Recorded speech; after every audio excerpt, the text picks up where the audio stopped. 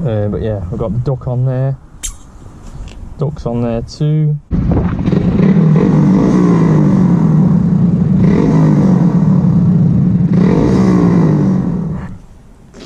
So yo guys, welcome back to another video, and today I'm going to sort of make a review video on my Honda Grom. I've been meaning to make this video for a while, to be fair.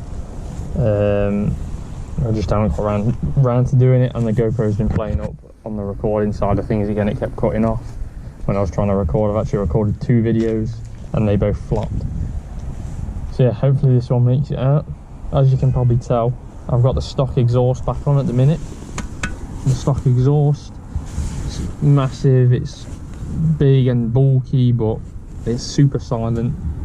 And I'm wanting to be doing some, as you can tell by the back underneath of there, some more off-roading at the minute. So it's better to be stealthy and silent when you're going off-road through some fields that you are meant to go through, but you're probably not. But yeah, so that's why that's on there at the minute. I do love my Zoom Loop exhaust. It was 250 quid, so it will be back on at some point, but it's just obnoxious when you're trying to be quiet. Well, how many miles have I covered? It's on 3,378 miles now. So I did actually have this bike up for sale literally yesterday. It was up for a day and it got over 300 people viewing it on Facebook Marketplace. So yeah, I was going to sell it because I do want to get a car at some point. Like, not want to get a car, I want to get a certain car. Like, I've wanted this car for flipping years, and I do want it still, but obviously we just got to work hard for it. I am going to now keep this Grom because I love this bike, to be fair. I've done everything to it to personalise it to me. I love it. I do love it still. So yeah, that's what's been happening recently. So if you did see it on Facebook Marketplace, that's why it was on there. But yeah, my review of this Honda Grom. So it's a 125cc, obviously. Obviously it's a small bike, so it's not going to get the same top speed as your YZF R125s, which get like around 80 mile an hour. It says it gets to 74-ish mile an hour on the Speedo, but that's probably more like 60 something on a GPS Speedo run. These engines, they're meant to be bulletproof, so yeah, I've not really had a problem with the engine. The only problem I've ever had with this bike is the gears getting up into 4th, but I think that's just down to me not kicking the crap out of the gear shifter. So yeah, basically smash the hell out of the gear shifter and you get into 4th. Okay, so that's that. Apart from that, the engine is solid, and that's the thing, when you're buying a Honda bike, you guarantee that every time you click that button, the bike's going to start in the morning. Like, you know, they're going to have pretty much any problems. Like 99.9% of the time you're going to have 0 problems with a Honda and a Japanese bike in general, but especially a Honda, because the build quality seems to be great. What else? Tyres. These are the only tyres I've ever had on the bike because I brought it with 800 miles and they've been swapped out for these Michelin City grips. But as far as I'm aware, the stock tyres that come on these bikes are just as crap and rubbish as the Chinese tyres. That's what I've been told. So yeah, if you're getting one of these bikes, I highly recommend these Michelin City grips, because you never know when you're going to be caught in the rain. Now I can drive a car, I try not to get caught in the rain, but sometimes it happens, and guarantee these tyres will not put you on your face on the floor.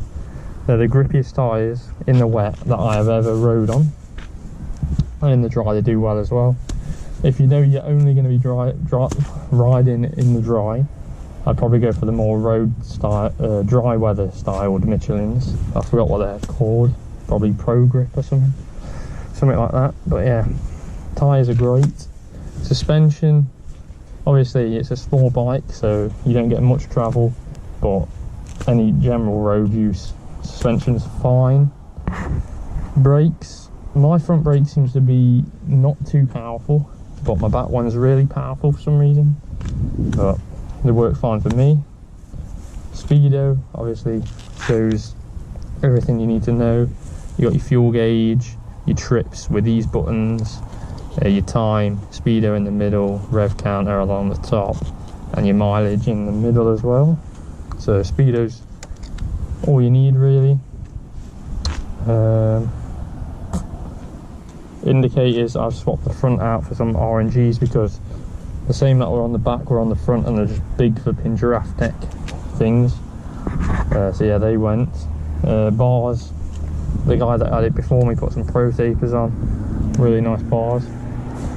Bar end mirrors, just because the stock ones, they stick up here, all you can see is your shoulder, so they're pretty much useless. And obviously the levers have been swapped out for some short ones, which aren't actually that short, but they go with the bike colour, don't they, so they're alright. And obviously I've got my Zoom sticker down there for my Zoom loop exhaust when that is on the bike, but it's not at the minute. I've also, what I can recommend if you get a Honda Grom, the stock seat is crap. Like it dips down too much and it pushes you right into the front of the tank. So what I can recommend is you get a aftermarket seat, but do not get a bride seat like I've got. Yeah, mine looks great, it looks sick and everything, but the padding is just not there. It's just a flipping piece of wood. So try to do your research when you get in one of these bikes and make sure you get a nice comfy seat. There's ones which are more of a bench seat, and I believe they're more comfy than this. This is a bit rubbish as well, even though it cost me over 100 quid, so it is what it is. But yeah, we've got the duck on there, duck's on there too, and we've got the Quadlock. If any of you have got a phone, which everyone has got a phone these days, obviously I can recommend the Quadlock mount. Which I've just got the stick-on one because my phone's just a cheap one, so it just sticks on the back, and then that just literally, it's as easy as push on, that's it, it's on the bike, push that, twist off the bike. So if you do need a phone mount, that's the one you want. But obviously if you've got one of these new high-tech phones with these stabilization cameras, make sure you get the vibration dampener with the Quadlock, otherwise your camera's knackered basically. And then the one other thing which I would recommend doing to this bike, and it's probably one of the last things I've done, is when you get it, obviously use the chain, wear it out, but when you do come to change the chain,